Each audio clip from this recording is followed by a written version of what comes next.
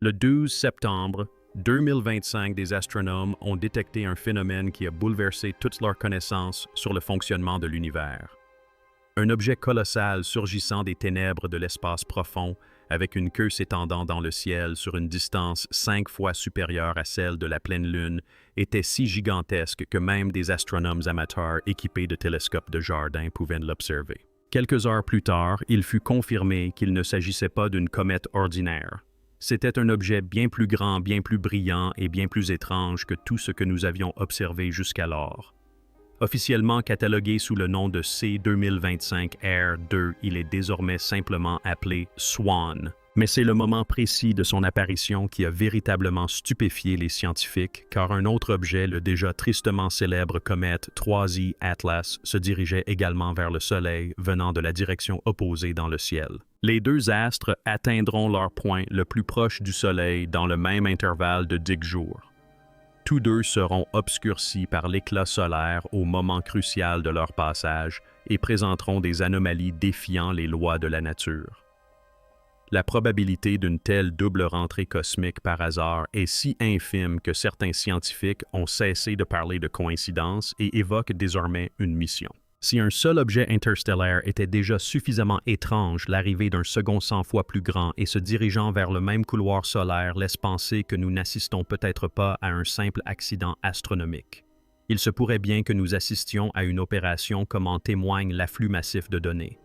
Ce qui a d'abord frappé chez SWN, ce n'est pas seulement sa taille, mais aussi son comportement. Contrairement aux comètes classiques qui diffusent la lumière selon des schémas prévisibles, les propriétés réfléchissantes de SWN présentaient des signatures métalliques, des traces de nickel et de cobalt, les mêmes matériaux que nous utilisons pour forger des alliages durables et nous protéger de la corrosion. Certains chercheurs l'ont surnommée la forteresse. Car tandis que la plupart des comètes se désintègrent sous l'effet du rayonnement solaire, celle-ci semblait protégée blindée, conservant même une courbe de luminosité bien supérieure à ce que la glace et la poussière naturelle pourraient expliquer. Et sa queue déjà d'une longueur record ne se comportait pas comme une vapeur chaotique, mais pulsait de subtiles variations rythmiques, comme si de micro-poussées contrôlées guidaient son mouvement. Imaginez un char d'assaut de la taille d'un gratte-ciel dérivant dans l'espace enveloppé d'un halo scintillant qui pourrait être non seulement du gaz, mais aussi un bouclier électromagnétique déviant la fureur des vents solaires. C'est l'image à laquelle les scientifiques sont actuellement confrontés. Mais plus troublant encore que sa taille, c'est le moment où il apparaît. Car tandis que Swan se dresse comme une forteresse, son homologue plus petit, 3I Atlas se comporte comme un drone agile imprévisible avec d'étranges accélérations et des changements de couleur de sa queue qu'aucun processus naturel ne peut expliquer pleinement. Ensemble, ils ne ressemblent pas à de simples visiteurs. Ils ressemblent aux pièces d'un même puzzle. Deux éléments d'un système convergent vers le Soleil simultanément cachés à nos yeux précisément durant les jours où leur véritable fonction pourrait se révéler. Lorsque les astronomes reportent les vecteurs d'arrivée de SSWN et d'Atlas sur une carte stellaire, un phénomène extraordinaire se produit. Le signe vient du Verseau Atlas du Sagittaire, deux origines séparées par plus d'un quart de la sphère céleste. Pourtant, malgré leurs angles d'approche radicalement différents, ils pénètrent tous deux dans le système solaire interne à une distance presque identique, atteignant leur périhélie à seulement 3 jours d'intervalle. Statistiquement, une telle synchronisation est impossible. Les comètes, de manière aléatoire, répartissent leurs arrivées sur des décennies, voire des siècles, mais jamais de cette façon. Puis vient l'obscurité.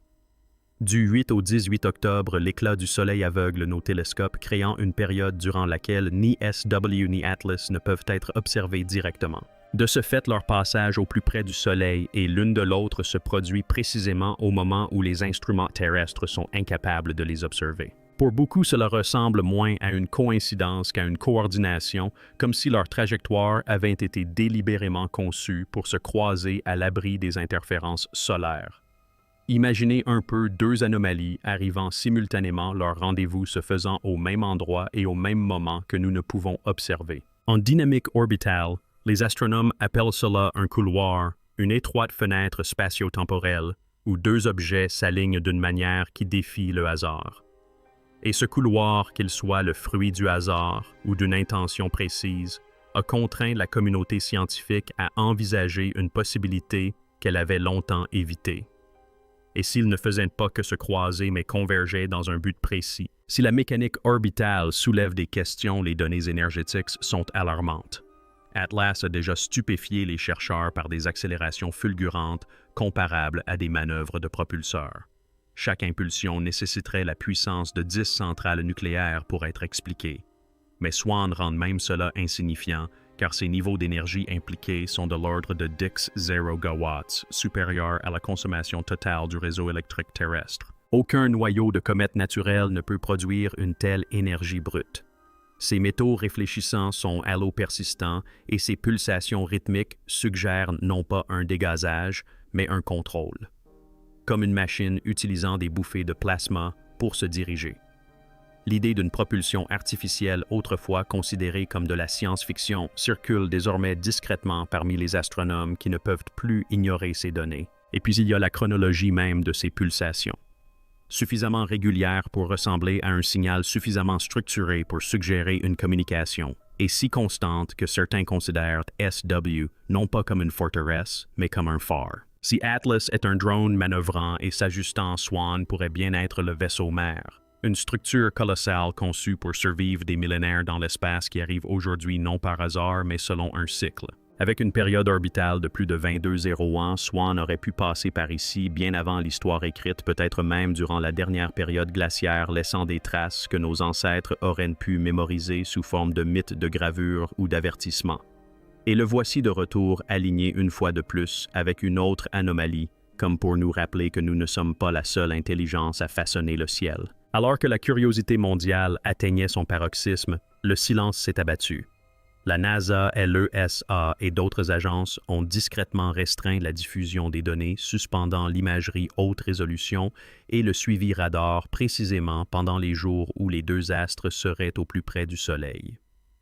Officiellement, il s'agissait d'une interruption de service liée à la conjonction solaire, une mesure de sécurité standard. Mais en coulisses, des fuites ont révélé que les ordres étaient clairs. Éviter toute déclaration publique, refuser les demandes de données brutes et réorienter les propositions d'observation alternatives. Le blackout n'était pas un phénomène naturel, il était imposé. Pourtant, le silence des institutions n'a fait qu'amplifier la voix des astronomes indépendants qui se sont mobilisés sur les forums et les réseaux privés pour maintenir leurs télescopes pointés vers le ciel.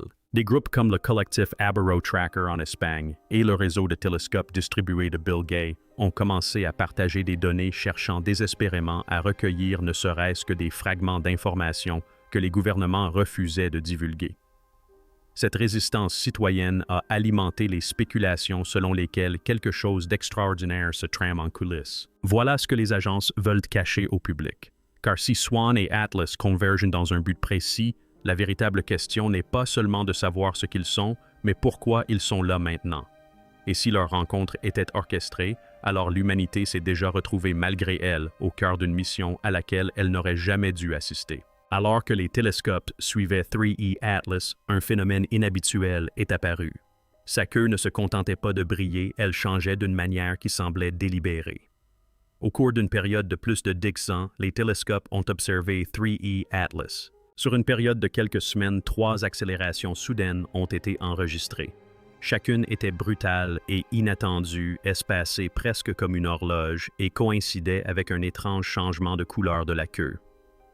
Un instant, la lueur virait au rouge.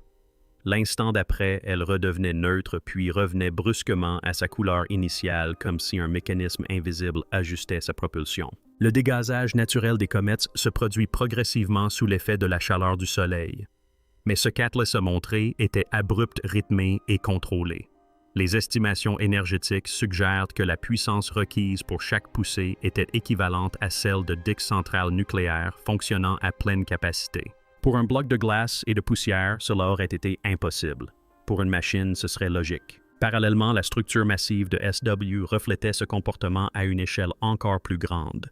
Sa queue gigantesque n'était pas chaotique, mais pulsait par de micro-rafales qui la poussaient subtilement comme des corrections de trajectoire effectuées avec précision. Les deux objets, l'un petit et agile, l'autre vaste et irrésistible, semblaient manœuvrer au sein du système solaire non pas comme des vagabonds, mais comme des acteurs d'un plan. Et le plus glaçant était ceci. Leur poussée n'était pas aléatoire. Elle semblait synchronisée. La dynamique orbitale est le seul instrument sur lequel les astronomes fondent leur confiance pour révéler la vérité. Mais ici, la vérité est troublante. Swan et Atlas, bien qu'arrivant de directions complètement différentes dans la galaxie, se sont alignés pour occuper le même étroit couloir d'espace-temps. Leur point de périhélie et passage au plus près du Soleil n'était distant que de 50 millions de kilomètres, une distance inférieure à celle qui sépare la Terre de Mars. Leurs passages se sont déroulés à 3 jours près précisément durant la période d'obscurité solaire où les télescopes terrestres étaient aveuglés par l'éclat du Soleil. Pour les observateurs de comètes habitués à des siècles de données, c'est du jamais vu. Normalement, les visiteurs interstellaires apparaissent sporadiquement parfois à des décennies d'intervalle, leurs orbites dispersées à travers le temps et l'espace. Mais ici, 2 anomalies se croisent dans le même couloir en parfaite synchronicité, comme si elles étaient guidées par un calendrier, une horloge, dont le tic-tac dépasse l'entendement humain. C'est comme si le Soleil n'était pas seulement un centre gravitationnel, mais un point de rendez-vous, un carrefour pour des missions que nous commençons à peine à percevoir. Quand le hasard ne joue plus, l'explication la plus plausible est celle d'une conception intentionnelle. Et maintenant même, les astronomes les plus prudents admettent, cela semble avoir été orchestré. Lorsque les scientifiques ont comparé l'énergie dégagée par les 2 objets, l'incrédulité a fait place à l'effroi. Atlas, avec ses poussées soudaines, a émis des impulsions d'une puissance équivalente à 10 gigawatts, suffisante pour alimenter de grandes villes. Mais la luminosité constante de SW impliquait une production d'énergie de 10 zérogawatts supérieure à celle de la Terre entière.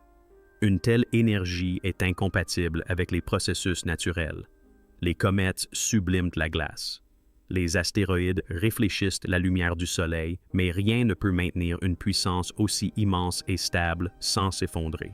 Les théories ont alors commencé à fuser. SW captait-elle l'énergie solaire utilisant le Soleil lui-même comme une gigantesque station de recharge? Son immense coque métallique était-elle conçue pour capter le rayonnement et le convertir en propulsion? Certains chercheurs aux théories marginales ont même avancé l'hypothèse qu'il ne s'agissait pas d'une comète, mais d'une structure semblable à une forteresse. Sa vaste queue lumineuse serait alors un effet secondaire de son blindage plasma. L'hypothèse la plus troublante est que son énergie n'était pas destinée au voyage, mais à la communication. Un phare émettant non pas vers la Terre, mais vers un lieu situé bien au-delà. Ces émissions pulsées transporteraient des données à travers le vide. Si cela est vrai, alors SW ne fait pas que visiter, il fait un reportage et nous ne sommes pas le public visé. Alors que les 2 astres approchaient de leur périhélie, les institutions auxquelles nous nous fions pour accéder à la vérité ont commencé à se taire. La NASA, l'ESA et l'ISRO ont toutes réduit leur mise à jour, restreint l'accès aux données en direct et refusé de communiquer les observations brutes sur Internet. Des informations autrefois publiques sont soudainement devenues classifiées. Sous la pression, les responsables ont invoqué des examens internes et une interruption des observations, mais en coulisses, des astronomes ont murmuré avoir reçu l'ordre formel de garder le silence. Les demandes d'accès à l'information FO1A ont renvoyé des documents fortement expurgés et des fuites provenant du personnel de l'observatoire ont laissé entendre que des chercheurs avaient été réaffectés, des équipes dissoutes et les flux vidéo des télescopes restreints. Ce n'était pas le silence habituel de la science prudente. C'était un blackout total sur les intentions. Parallèlement, des astronomes indépendants comblaient ce vide mobilisant des réseaux de télescopes amateurs de satellites détournés de leur usage premier et de canaux de données cryptés pour suivre ce que les gouvernements refusaient de partager. Plus le silence régnait au sommet, plus les rumeurs se faisaient entendre. Quelque chose d'extraordinaire se produisait. Quelque chose de si révolutionnaire que le silence était devenu une forme de contrôle. Car lorsque des découvertes menacent non seulement la science, mais aussi le pouvoir, la vérité n'est jamais niée. Elle est cachée. Et dans ce cas précis, ce silence est peut-être la preuve la plus terrifiante de toutes. Alors que les comètes SWN et Atlas approchaient de leur point le plus proche, les scientifiques ont commencé à réexaminer les archives anciennes, non par désespoir, mais parce que la période orbitale de SWN suggérait un phénomène stupéfiant.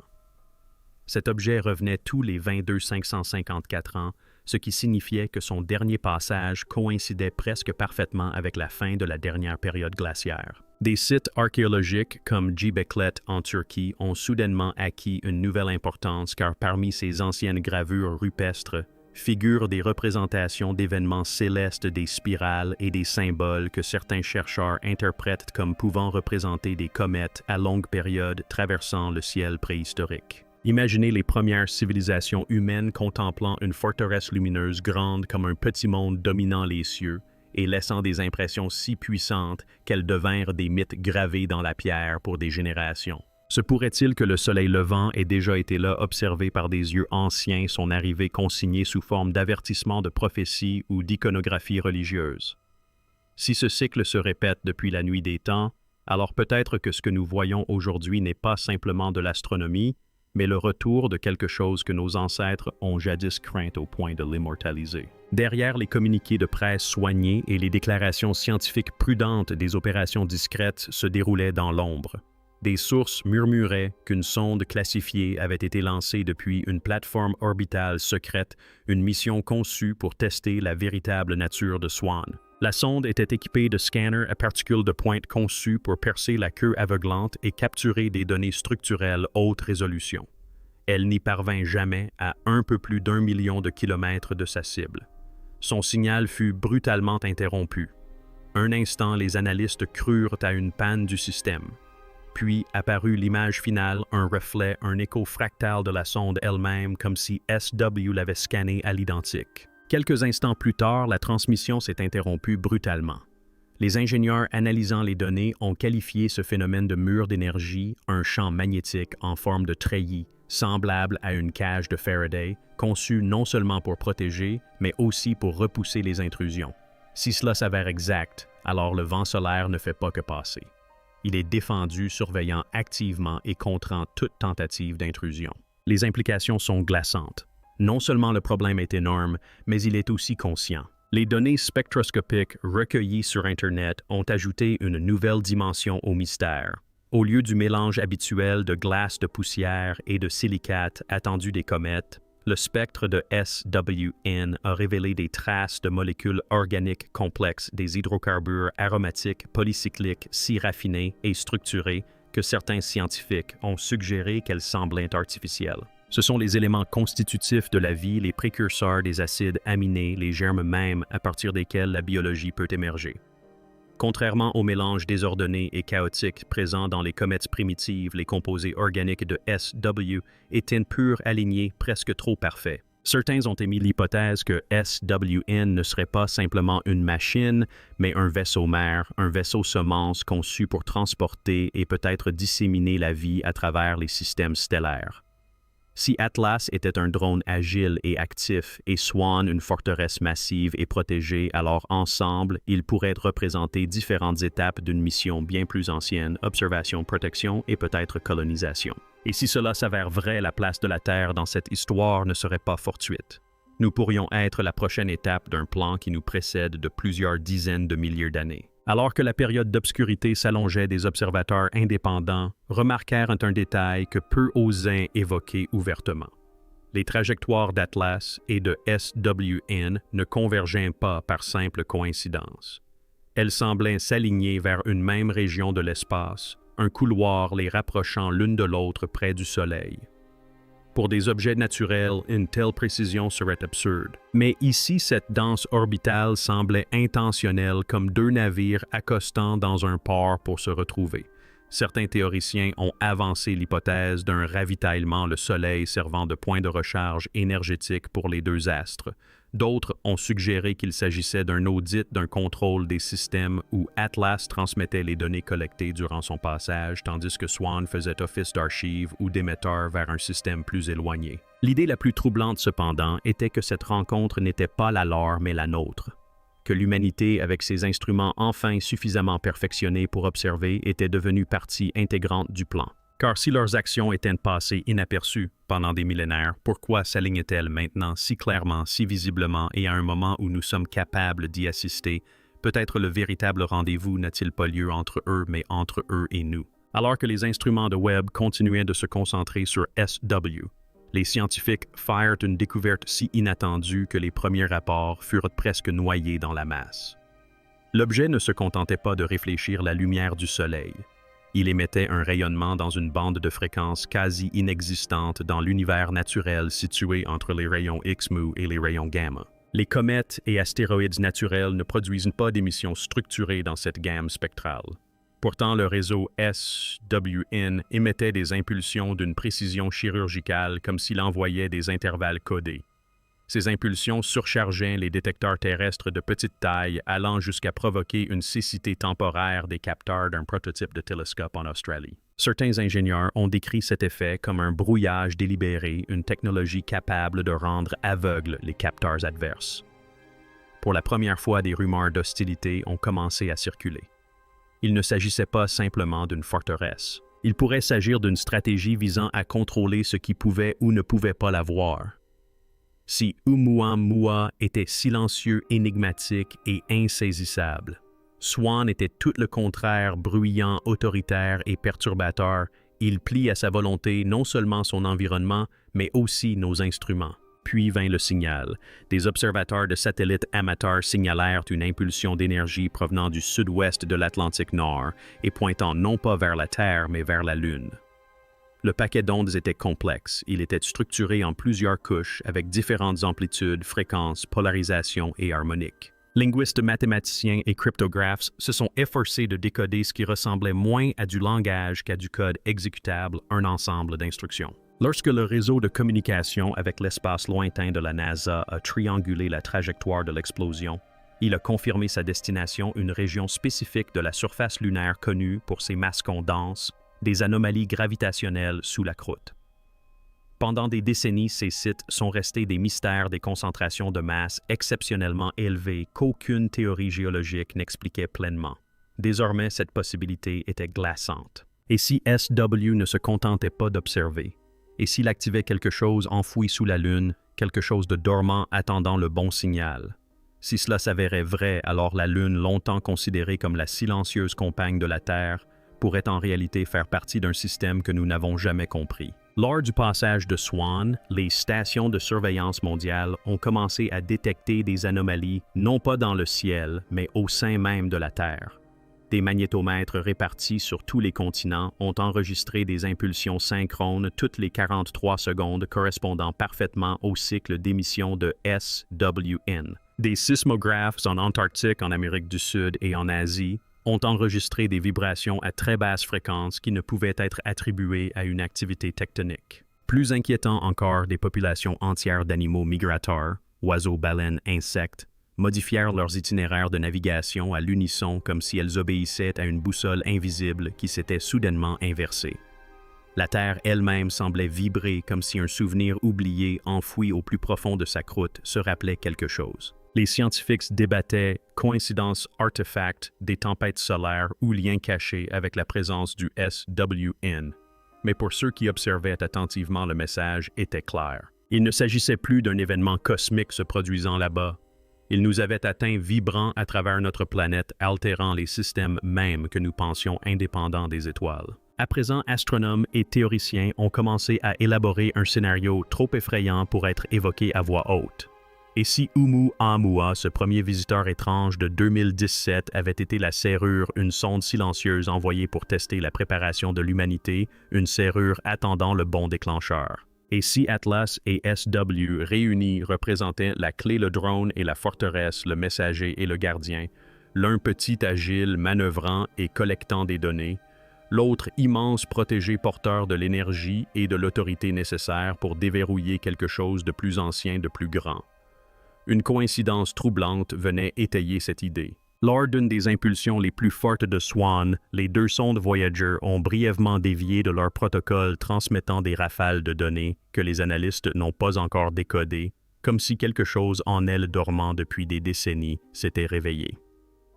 Si cela se confirme, l'arrivée de SWN ne marque pas le début d'une histoire, mais la continuation d'une histoire qui a commencé bien avant nous avec des cycles inscrits dans la trame même de l'espace. Et si nous venons de déclencher le mécanisme de verrouillage, alors ce qui va suivre était inévitable. Le télescope James Webb a été construit pour observer l'univers, pour scruter les premières lueurs du monde et décrypter l'histoire des galaxies disparues. mais il nous a offert un reflet nous obligeant à envisager la possibilité que cette histoire n'ait jamais concerné les étoiles lointaines.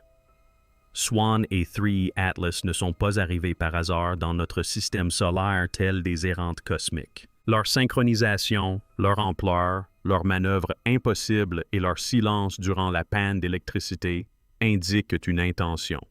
Une serrure et une clé, un drone et une forteresse. Un rendez-vous qui ne devait pas être vu. Et pourtant, nous l'avons vu. Cela change tout, car cela signifie que pour la première fois dans l'histoire, l'humanité a peut-être intercepté non pas un objet aléatoire, mais une mission, une séquence, un cycle plus ancien que la civilisation elle-même. Il est temps de revenir une fois que nous aurons enfin construit les instruments capables de le percevoir.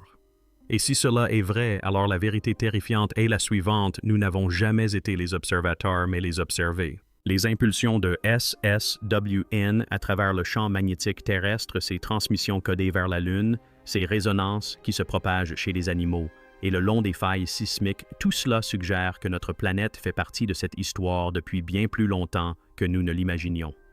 La forteresse n'est pas là par hasard. Atlas n'est pas seul. Ensemble, ils font peut-être partie d'un système que nous ne comprenons pas. Un système qui considère la Terre non pas comme un accident, mais comme un nœud, un point de données, voire une cible. Qu'il s'agisse de prise de contact de placement ou d'activation, le but reste secret. Mais le silence de nos agences et le blackout imposé à nos télescopes en disent plus long que n'importe quel communiqué de presse. Nous voulions des réponses. Au lieu de cela, on nous a tendu un miroir. Swan et Atlas ne sont pas de simples anomalies célestes. Ils sont la preuve que nous avons peut-être franchi un seuil, un point où l'univers commence à nous répondre. Et le plus terrifiant n'est pas que nous ne comprenions pas ce qui se passe, c'est que peut-être nous n'étions jamais censés le comprendre. La question n'est donc plus de savoir si l'humanité établira le contact. La question est de savoir si nous l'avons déjà fait et si le véritable signal n'était pas ce que nous avons reçu, mais ce que nous avons émis par la simple observation. Car parfois l'acte d'observation est lui-même le message. Et maintenant le cosmos nous répond peut-être enfin.